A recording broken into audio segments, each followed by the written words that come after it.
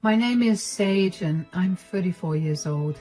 Today, I have a kind of silly story to tell you, but it's still something that bothered my family for years before my husband and I finally put our foot down. Let me start from the beginning.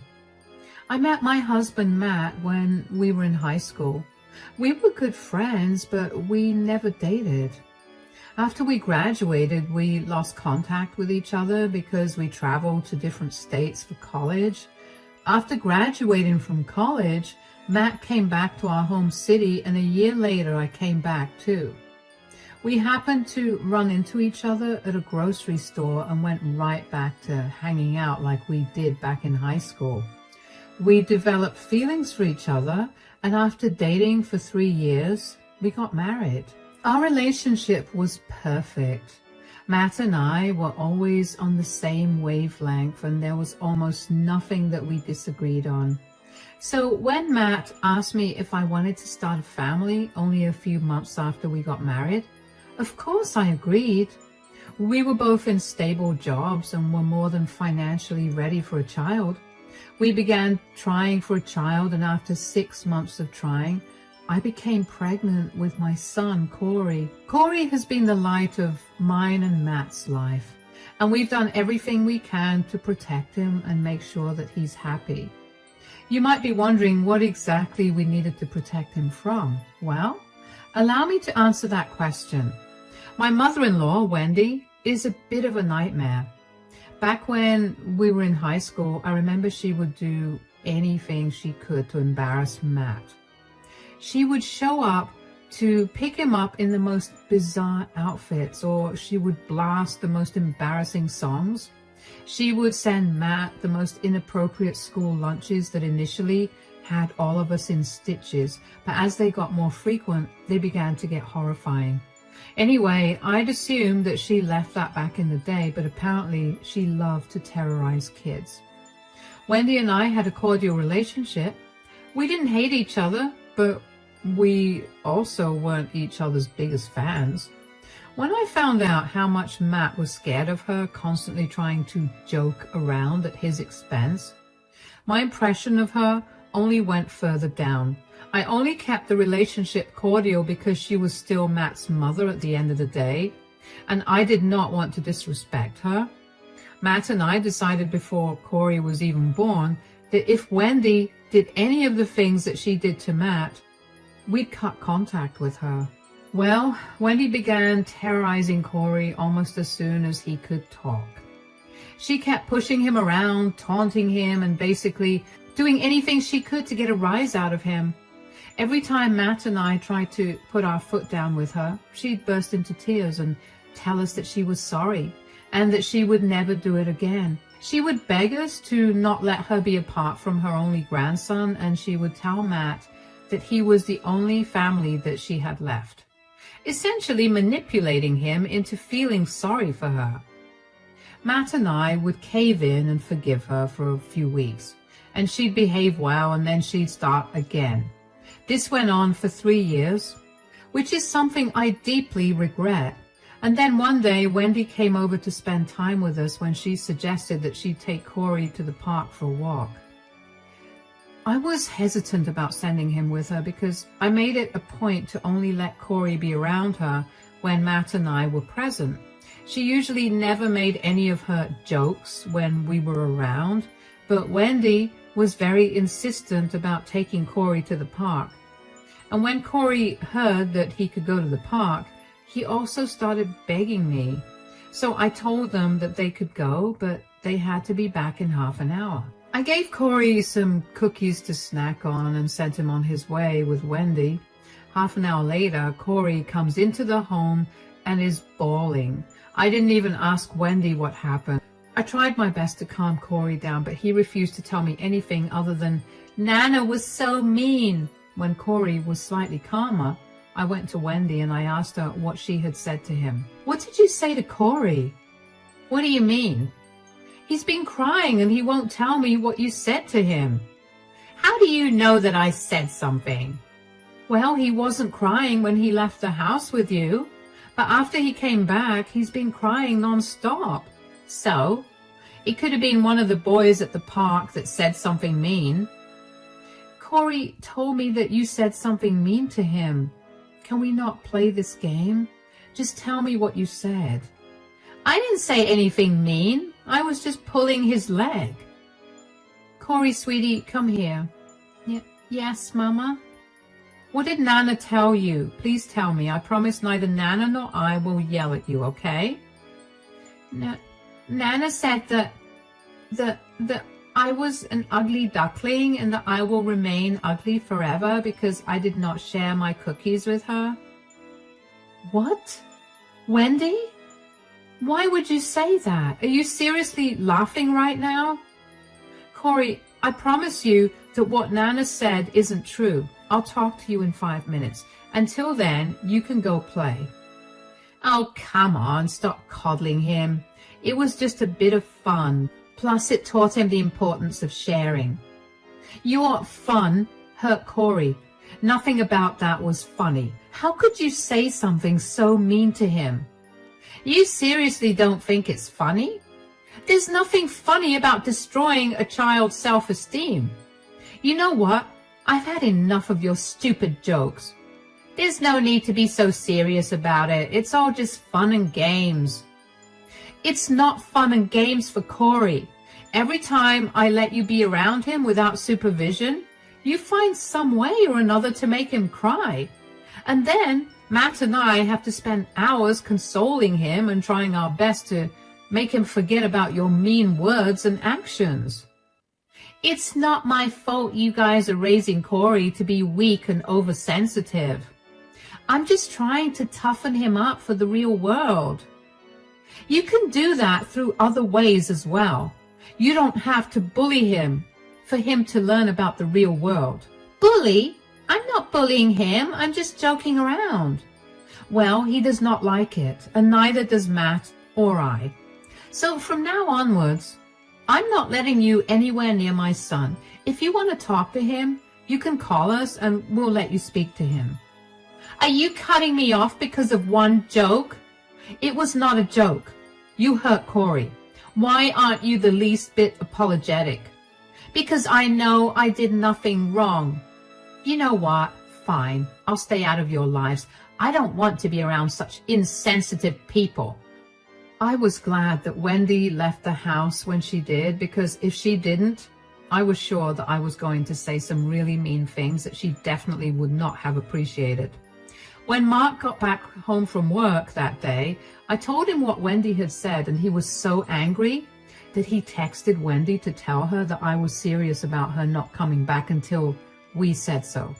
Wendy realized she messed up again and tried her best to get us to give in and forgive her, but we simply couldn't bring ourselves to do that.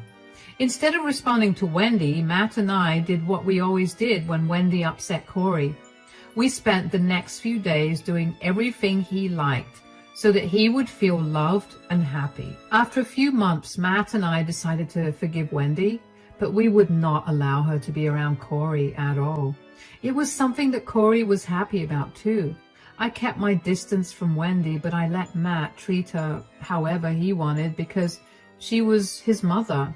And that's how it was over the next 2 years. We barely spoke to Wendy, but we did make sure to check in on her whenever it was too long since we spoke to her. We spent holidays and birthdays with my family, and we made sure to wish Wendy well during those times too. Wendy tried her best to get back in contact with us, but we shut it down fast. The thing is, she was never genuine about her apologies. She was frustrated that we weren't giving in again, so she'd switched from apologizing to mocking us. It was infuriating to have a conversation with her, so I just made Matt deal with that. She was a lot easier on him, and I guess that was why she believed that she and Matt had grown closer. She would always call Matt, and while he mostly ignored her calls, he still picked them up from time to time. Anyway, one day while Matt was in the shower, Wendy called him. I ignored it, but she kept calling him. She never called more than twice in a row, so I figured something was wrong.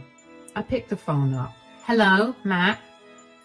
Hi, Wendy. Matt's taking a shower right now. Is everything all right? Oh, yeah. I'll just call when Matt's free. I needed to ask him for a favor. No, it's okay. What is it? I just feel a lot more comfortable talking about this with Matt, so I think I'll just wait. He'll tell me anyway, especially if it will involve a decision that we need to make together.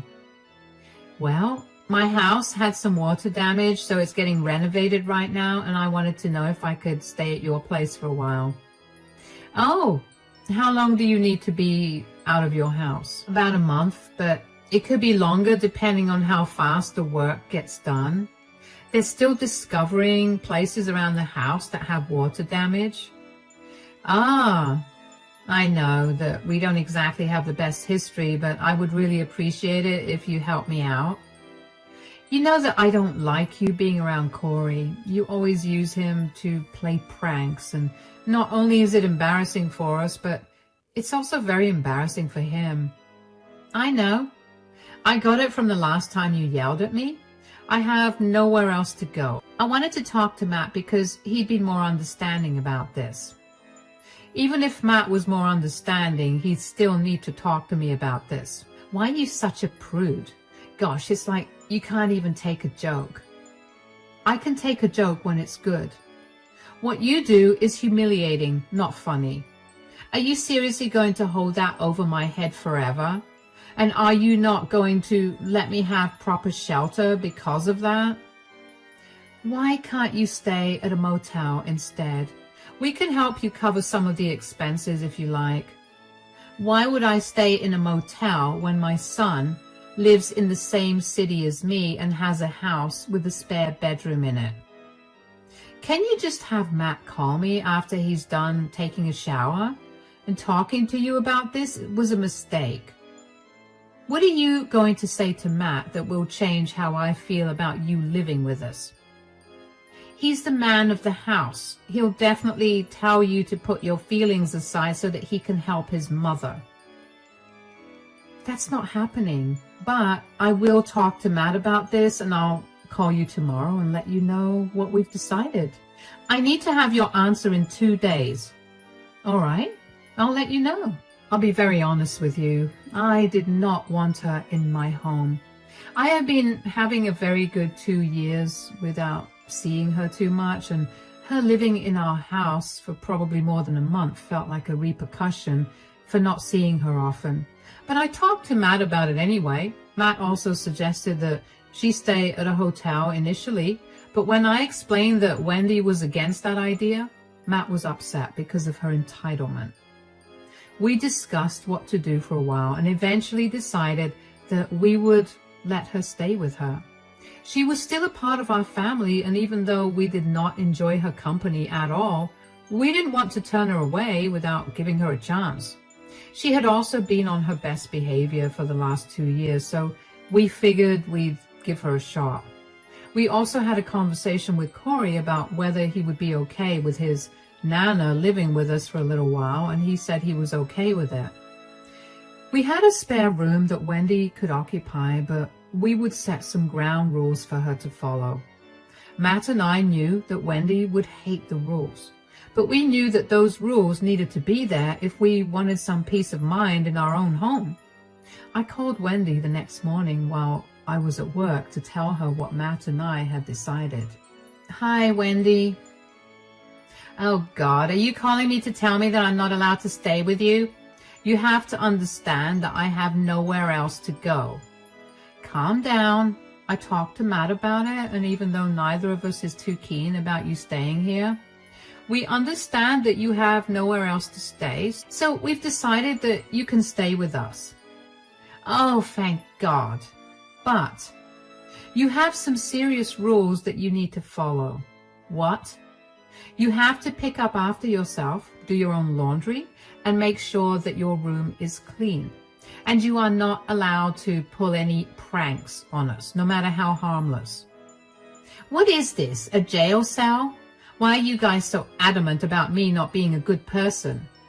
We're not saying you're a bad person, Wendy. You just can't seem to understand what's okay and what's not. It's not my fault that none of you seem to understand what's actually hilarious. Do you want to stay with us or not? Of course I do, but I don't want to have to follow so many rules. Then you can stay in a motel where you won't have to follow any rules at all. Fine, whatever, I'll obey your stupid rules. If you play a single prank on any of us, especially Corey, we will make you move out. Do you understand? Yeah, sure. Does Matt know that you've given me such strict rules? Of course he does. He agreed with whatever I just told you. You're the worst thing that's happened to this family. Matt used to love my jokes, but after he met you, he's changed. Matt never liked them from the start. He had no choice but to bear with it because you are his mother. Corey doesn't like it either, and I will do anything to make sure that he's not uncomfortable in his own home. If that means kicking you out, then I will do it. You're ruining his life by sucking out all the joy from it. You'll regret it someday in the future, believe me. Corey is a very happy kid, but I can assure you that he does not like your jokes. If you still have a problem with our rules, you can simply not stay with us. No, I want to stay with you. I was stating my opinions. Fine. We'll see you here tomorrow then. Of course, I wasn't expecting Wendy to listen to all the rules I set up, but I really only wanted her to listen to one rule, and that was about her pranks and jokes. Wendy came over the next day and was cold towards me, but I didn't care. I kept Corey away from her as much as I could, and whenever Corey had to be around Wendy, like during dinner or TV time, either Matt or I would be present. Wendy's stay at our place ended up extending past a month, and even though I wasn't happy about it, I didn't mind too much. Wendy wasn't a very bad guest. I mean, she wasn't very clean, and she definitely waited until the last minute to do a huge pile of laundry, but she also offered to cook meals for all of us, and she helped me do other chores around the house. So when she offered to start making Corey's lunches for school, I agreed. Of course, I made sure to stand and watch as she made Corey his lunches initially, but over almost 3 weeks with absolutely no incidents from her, I decided to just let her make Corey's lunches in peace. Everything was fine for a few days until one day while at work, I got a call from Corey's teacher, Miss Leslie. My heart dropped and my gut told me that Wendy definitely did something. Hello, Miss Leslie, is everything all right? Yes, I just wanted to ask you if everything is all right at home. Yes, it is. Why? Is something the matter with Corey? Well, since you say that everything's okay at home, I just wanted to ask you how you could send something so inappropriate in your son's lunchbox. What? What do you mean? During the break today, Corey approached me with a note that was in his lunchbox and asked me to read it out to him because he didn't know what it said. I was shocked when I read what the note said. It was full of explicit words that basically made fun of me. I did not appreciate that. I will have to take this matter up with the principal and probably the school board. Oh my God, I'm so sorry that happened. I can assure you that neither I nor my husband did that. My mother-in-law is staying with us at the moment, and she's the one who packed Corey's lunch today. She loves to play pranks, and this was her doing. I'm so sorry that you had to read that note, and even more sorry for what my mother-in-law did. I see. It's okay, but you have to make sure that Corey doesn't come to school with these letters again. If Corey and his classmates could read, this would have been an even bigger issue. Yes, I understand that. I'll make sure it doesn't happen again. Is there any way for you to not report this incident? I had explicitly told my mother-in-law that she wasn't allowed to play her pranks on Corey, and she told me that she wouldn't. But she did it anyway. If I had known that she would do it, I wouldn't have let her pack Corey's lunch or let him take what he took today. I understand that family dynamics can be very difficult. And while I understand that this was not something that you or your husband did, I will still have to report you for it. you will need to come to the school today and talk to the principal about this too. All right, will this affect Corey's admission in any way? Since you've said that neither you nor your husband did this, I highly doubt that it will affect Corey's admission, but there will be a little more attention given to him because we cannot have this happening again. Okay, that's no problem then. I'll make sure to take better care of Corey, and I'll talk to my mother-in-law about her actions as well. Also, as Corey's teacher, I feel like it's my place to tell you that someone like your mother-in-law is not exactly the best influence on Corey. He could pick up a lot of bad behaviors from her, which would only affect him in the long run. Yes, I know. My mother-in-law is only staying with us because her house is being renovated. Corey isn't her biggest fan because he hates her pranks too. I'll make sure to keep her away from him anyway. That's good. Will you be able to make it to school in an hour? Yes, I'll be there. My face was red, and I didn't know if it was because of embarrassment or anger. I immediately called Matt and explained what had happened. We took the rest of our days off and made our way to Corey's school. When we got there, Miss Leslie had Corey standing with her while we sat with the principal. The principal handed us the note that Wendy had sent Corey, and it was exactly like one of the notes that she'd send Matt when he was in high school. It had a lewd joke at Miss Leslie's expense and a very unflattering caricature of a woman with reference to that joke. For the next hour or so, Matt and I spoke to both the principal and Miss Leslie about how inappropriate the note was. They reminded us of the school policies and told us that they were only letting it go this time because this was the first time. The principal was very firm when he told us that if Corey came to class with another inappropriate note like the one that he had brought in that day, they would be forced to expel him. Of course, Matt and I promised him that it wouldn't happen again. And that's when both the principal and Miss Leslie began to ask more questions about Wendy. They asked Matt and me first and then Corey, and it became pretty clear to them that none of us liked Wendy or her antics. The principal then went on to berate us for tolerating Wendy in our lives for so long when she'd been so horrible to Corey almost all his life. Matt and I were ashamed, but we also recognized how right he was. We had let Wendy manipulate us for too long, and our son suffered at her hands. We left the office with Corey in our arms, and we took him out for ice cream and made sure he was doing okay before we went back home. When we got home, Wendy was standing at the door waiting. "How was school, Corey?" "Corey, sweetie, go to your room. Mommy has to speak to Nana." "What's wrong?" "What's wrong? What's wrong? Do you know how much trouble you almost got Corey in today?" "What do you mean?" "Do not play dumb, Wendy. We were called into Corey's school because of the note that you put in his lunchbox." "Why did you do that? Do you know how embarrassing that was for us?" "Oh, come on, that was just a joke. Why is everyone so uptight? I'm sure his teacher got a good laugh out of it." "You think his teacher got a good laugh out of you calling her fat and ugly, among many other explicit words?" "I would have laughed." "Nobody cares about that. Nobody cares about what you find funny or not, Mom. You almost got my child thrown out of school because you thought something was funny." "Geez, when did you get so uptight? You used to love all my jokes." "I liked them when they weren't embarrassing or hurtful, but this is crossing way too many lines. Sage and I had to sit in front of the principal today and listen to him and Corey's class teacher berate us for the note and for letting you near him." "So, let them say what they have to say. You're not going to listen to them, are you?" "Of course I'm going to listen to them. I've tolerated enough of your humiliation, and it's time for you to go." "What? You're choosing some humorless loser's words over your own mother?" "No, I'm choosing my son over your humorless gags. You need to get out of our house and out of our lives for good. I don't ever want to see your face again." "You can't be serious. You're my son. You can't just abandon your mother this way.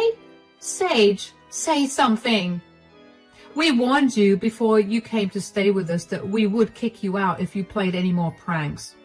You agreed to not do it either, and now that you did, you need to face the consequences.